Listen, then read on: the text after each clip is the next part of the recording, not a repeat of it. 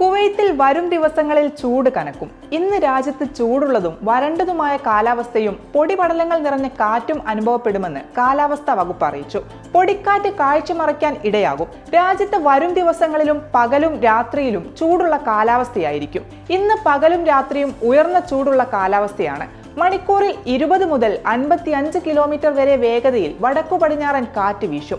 പ്രതീക്ഷിക്കുന്ന പരമാവധി താപനില 46 ഡിഗ്രി സെൽഷ്യസ് മുതൽ 48 ഡിഗ്രി സെൽഷ്യസ് വരെയാണ്. മണിക്കൂറിൽ 12 മുതൽ 32 കിലോമീറ്റർ വരെ വേഗതയിൽ നേരിയതോ മിതമായതോ ആയ വടക്കു പടിഞ്ഞാറൻ കാറ്റുണ്ടാകും. കുറഞ്ഞ താപനില 29 ഡിഗ്രി സെൽഷ്യസിനും 31 ഡിഗ്രി സെൽഷ്യസിനും ഇടയിലായിരിക്കും. ശനിയാഴ്ച പകൽ മണിക്കൂറിൽ 10 മുതൽ 35 കിലോമീറ്റർ വരെ വേഗതയിൽ നേരിയതോ മിതമായതോ ആയ വടക്കു പടിഞ്ഞാറൻ കാറ്റ് വീശും. പ്രതീക്ഷിക്കുന്ന പരമാവധി താപനില 46 ഡിഗ്രി സെൽഷ്യസ് മുതൽ 48 ഡിഗ്രി സെൽഷ്യസ് വരെയാണ്. ശനിയാഴ്ച രാത്രി തീരപ്രദേശങ്ങളിൽ ചൂടും ഈർപ്പവും അനുഭവപ്പെടും. വടക്കു പടിഞ്ഞാറൻ ദിശയിൽ മണിക്കൂറിൽ 8 മുതൽ 30 കിലോമീറ്റർ വരെ വേഗതയിൽ കാറ്റ് വീശും. കുറഞ്ഞ താപനില 26 ഡിഗ്രി സെൽഷ്യസിനും 28 ഡിഗ്രി സെൽഷ്യസിനും ഇടയിലാണ് പ്രതീക്ഷിക്കുന്നത്.